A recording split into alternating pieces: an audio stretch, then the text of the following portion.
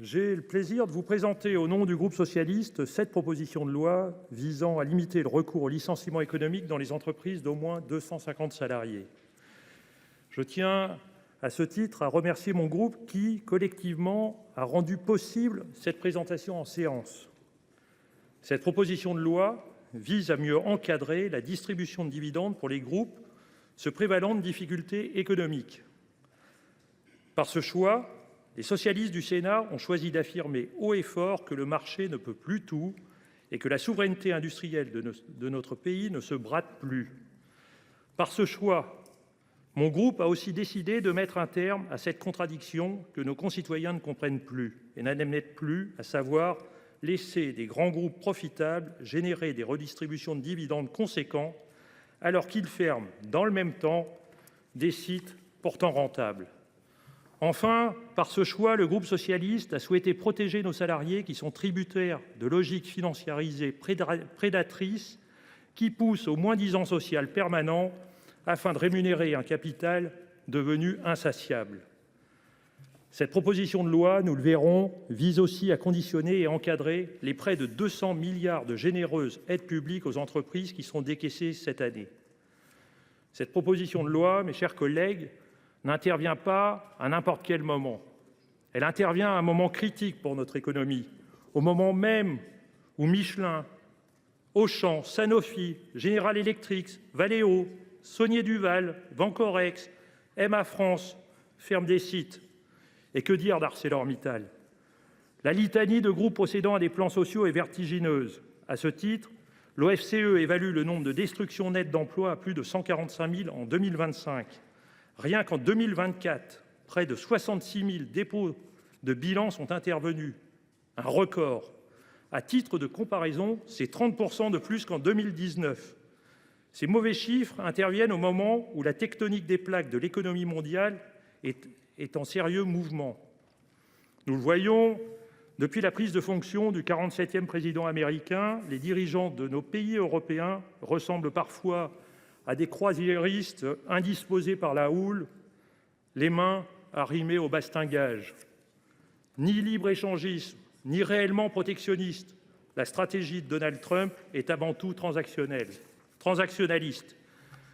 Tel est le monde dans lequel notre pays évolue désormais.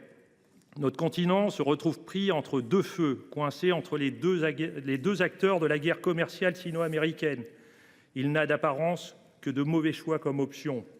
Soit il perdure dans une illusoire et très unilatérale alliance avec l'oncle Sam, soit il se jette dans les bras de l'Empire du Milieu qui entend bien faire de notre continent le déversoir de son surplus de production qu'il n'aura pu écouler sur le marché américain. Pour ce faire, nous devons aussi être critiques sur les conséquences du néolibéralisme sur notre pays. Il a clairement créé l'éviscération de la base industrielle du pays, a fait disparaître la logique d'investissement public qui avait guidé le projet français dans l'après-guerre et il a exclu les travailleurs des bénéfices de la croissance. Mes chers collègues, le politique doit reprendre la main sur l'économique. Alors que le gouvernement parle d'austérité, que les tensions géopolitiques montent d'un cran, le fait que l'on atteigne 100 milliards de versements de dividendes et de rachats d'actions cette année illustre de plus en plus la déconnexion de nos marchés. Il nous faut le dire, le capitalisme financier dont ces groupes sont l'émanation ne vit plus sur la même planète.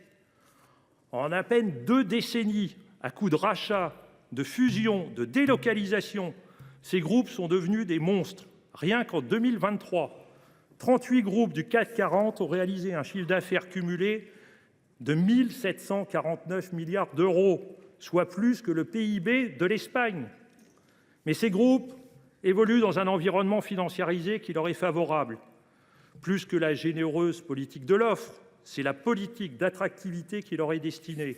Tout est fait pour favoriser des taux de profit élevés qui garantissent des rendements importants du capital, susceptibles d'attirer les investisseurs étrangers. Les réformes n'ont cessé de s'additionner en ce sens depuis 8 ans.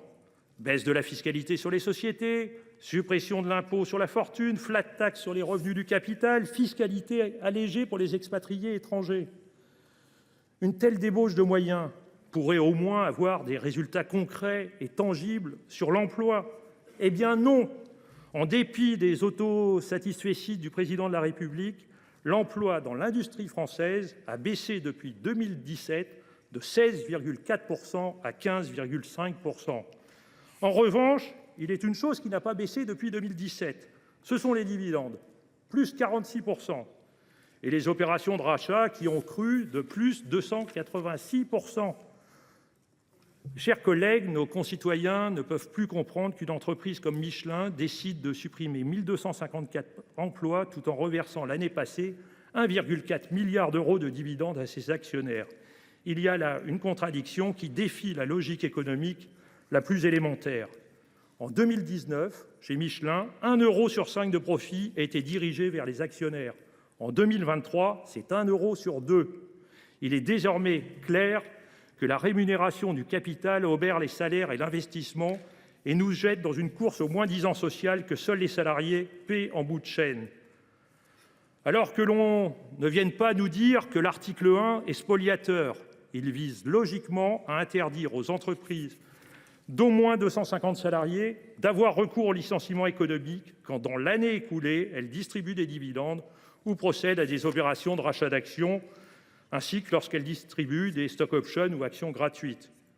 Et comment croire que cet article serait repoussoir pour les investisseurs dans un pays, la France, qui en 2024 a versé 100 milliards d'euros en dividendes et rachats d'actions, ce qui constitue un record historique en Europe. Ce n'est pas un hasard si le nombre de plans de sauvegarde de l'emploi, les PSE, connaît une hausse constante depuis 2022 et a notamment cru de 30% entre 2023 et 2024. Pourtant, en 2022, 25% des entreprises ayant procédé à ces plans affichaient une rentabilité positive. Nous vivons un moment de transformation économique qui exige de se positionner dans un marché ouvert, concurrentiel, de plus en plus soumis aux logiques prédatrices. Laisser faire, c'est continuer à éventrer notre industrie. Enfin, cette proposition de loi n'a pas souhaité agir que sur la redistribution du capital, mais aussi sur l'allocation des ressources publiques de la production. Pour ce faire, l'article 2 interdit tout versement d'aide publique pour 3 ans en cas de licenciement économique qualifié d'abusif. Il prévoit également le remboursement de ces aides lorsque le licenciement pour motif économique est jugé sans cause réelle et sérieuse. Nous le voyons, notamment grâce à la commission d'enquête proposée par nos collègues communistes, les aides publiques aux entreprises sont désormais hors de contrôle. Les subventions directes, les dégrèvements fiscaux ou les niches sociales représentent 300 milliards d'euros d'aides publiques chaque année versées aux entreprises. Cela représente 3 fois plus que dans les années 2000. En 1980, nous subventionnons les entreprises privées à hauteur de 10 milliards d'euros par an. En 2024, c'est plus de 200 milliards. Le capitalisme du XXIe siècle est définitivement globalisé et financiarisé qui, in fine, déstabilise les chaînes de production de notre pays. Nous nous retrouvons avec des grands groupes qui utilisent les PSE, car la rentabilité des marges n'est plus suffisante, et qui sont reconnus comme abusifs. Ce faisant, ils délocalisent dans les pays de l'Est, alors même qu'ils ont bénéficié de généreuses aides publiques. Cette situation, là aussi, est contradictoire. Elle doit stopper. C'est le sens de cet article. Je sais tous les bancs de cette assemblée concernés par le combat pour la souveraineté de notre industrie et la protection de nos salariés. Mes chers collègues, il y a 2 jours, un journaliste me faisait part des maigres chances que cette PPL avait d'être adoptée. Il me disait « Monsieur le sénateur, finalement, votre texte est déposé pour le symbole. » Je lui ai répondu que non, car aujourd'hui, je le pense, nous ne pouvons plus nous satisfaire de symboles. Nous avons besoin de concret, nos salariés le demandent et en appellent à notre protection. Nous devons interroger la reconfiguration des rapports entre capitalisme financier et démocratie. On sait à quel point le sentiment de divorce entre les deux nourrit les pires populistes. La fatalité, c'est l'excuse des âmes sans volonté, disait Romain Rolland. J'y souscris. En matière économique, il n'y a pas de fatalité et l'histoire est faite de choix. Aujourd'hui, vous avez le choix. Soit maintenir le statu quo et laisser les groupes financiers continuer à ne voir nos salariés que comme des charges qu'il faut rationaliser, ou changer enfin les choses et envoyer un signal fort aux grands groupes afin qu'ils comprennent que la rentabilité du capital ne peut plus se faire sur le dos des salariés. La France n'est pas à vendre, pas plus que ses salariés. Cette proposition de loi que je vous soumets a le mérite de le dire franchement. La proposition de loi de notre collègue Thierry Cozic propose de limiter le recours au licenciement économique dans les entreprises d'au moins 250 salariés. La multiplication des plans de sauvegarde de l'emploi, qui n'épargnent pas un seul de nos départements, appelle à une action rapide et déterminée du législateur pour éviter certains abus provenant souvent de grands groupes. Avant d'en venir aux dispositions de la présente proposition de loi, permettez-moi de rappeler brièvement le cadre légal de ces failles actuelles. Le licenciement pour motif économique permet une rupture du contrat de travail pour des circonstances qui sont extérieures aux salariés, les raisons économiques. Progressivement, ces critères qui légitiment le licenciement ont été précisés par le juge puis codifiés par le législateur. Ils sont aujourd'hui au nombre de 4. D'abord le plus commun, puisqu'il a été invoqué par 46% des entreprises qui ont procédé à un PSE en 2024, le critère des difficultés économiques rencontrées par l'entreprise. Ces difficultés sont définies par l'évolution significative d'au moins un indicateur économique de l'entreprise. Baisse des commandes ou du chiffre d'affaires, perte d'exploitation, dégradation de la trésorerie ou de l'excédent brut d'exploitation. Suivent ensuite des raisons plus générales qui correspondent aux mutations technologiques se traduisant par une transformation de l'emploi ou le critère de la réorganisation de l'entreprise nécessaire à la sauvegarde de sa compétitivité. Ce critère, permettant certainement plus de souplesse, est particulièrement invoqué par les entreprises de plus de 250 salariés. Reste enfin la condition tenant à la cessation définitive d'activité de l'entreprise.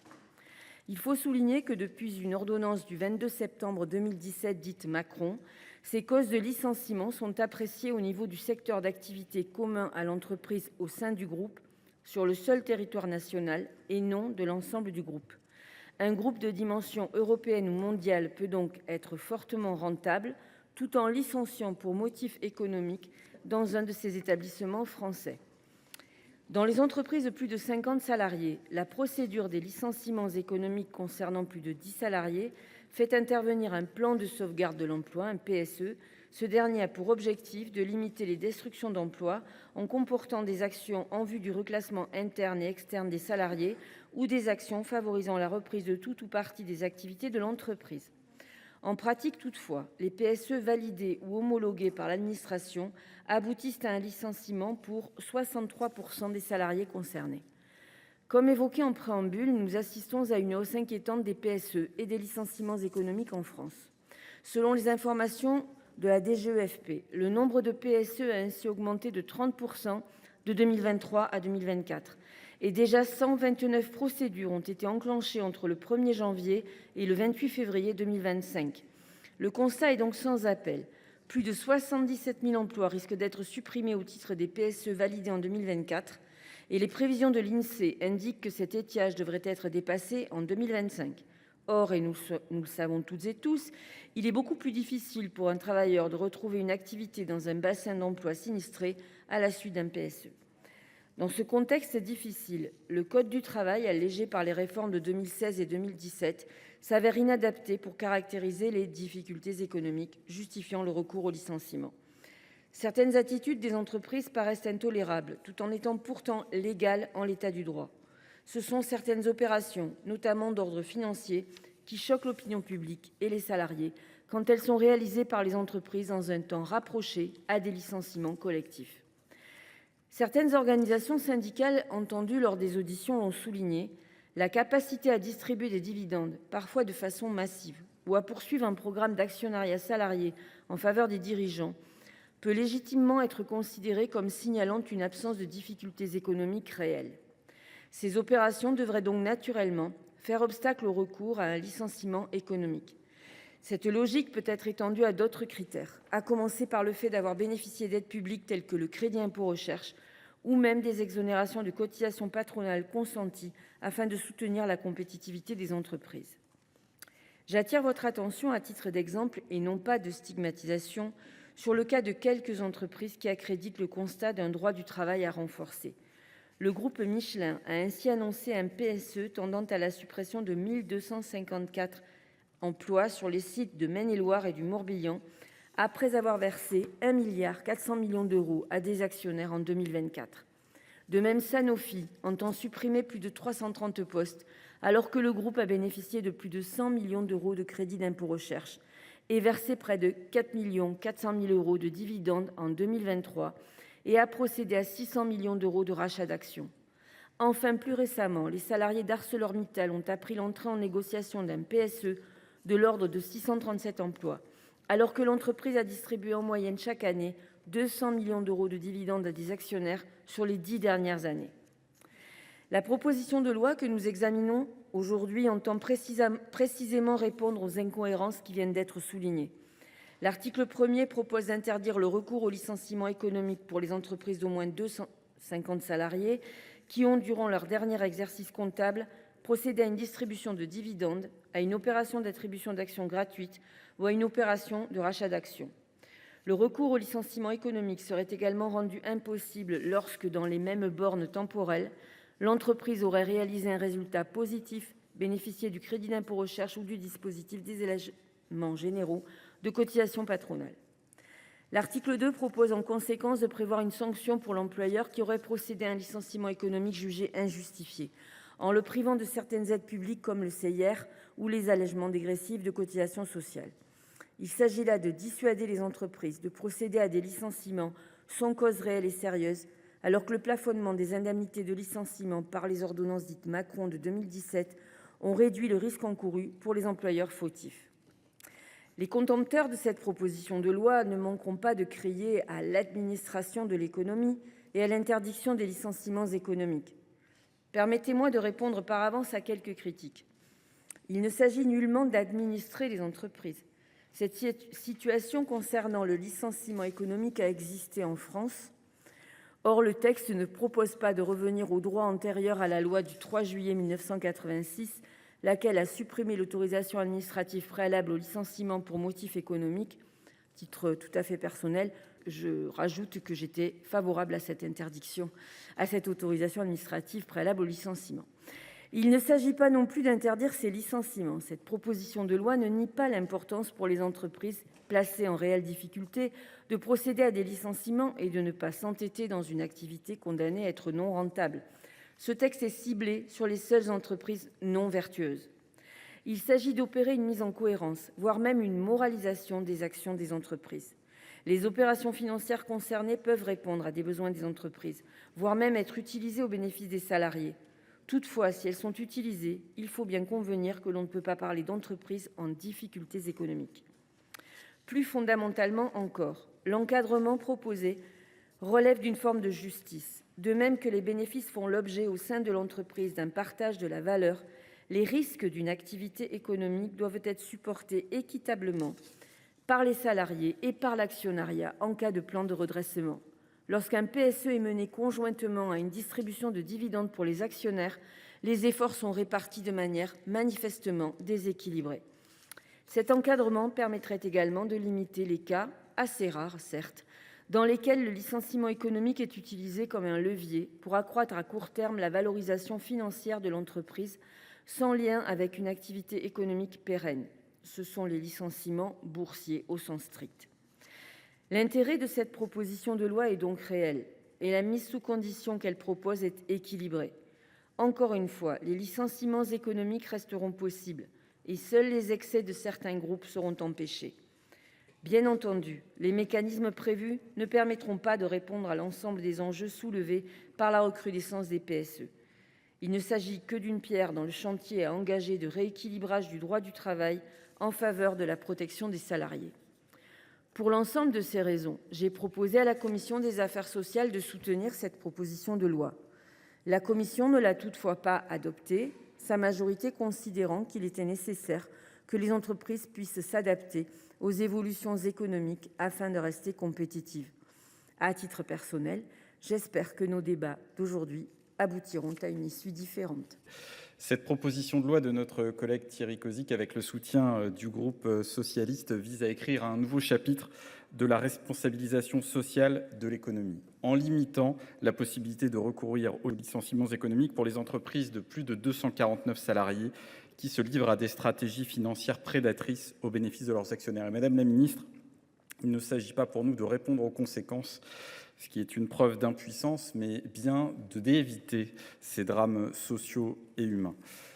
Pour ce qui nous concerne, nous n'avons pas de problème avec l'économie, nous n'avons pas de problème avec la rentabilité, nous l'avons démontré à de très nombreuses reprises. Mais les Françaises et les Français nous attendent, les citoyens, les organisations syndicales et les patrons des TPE et des PME de notre pays.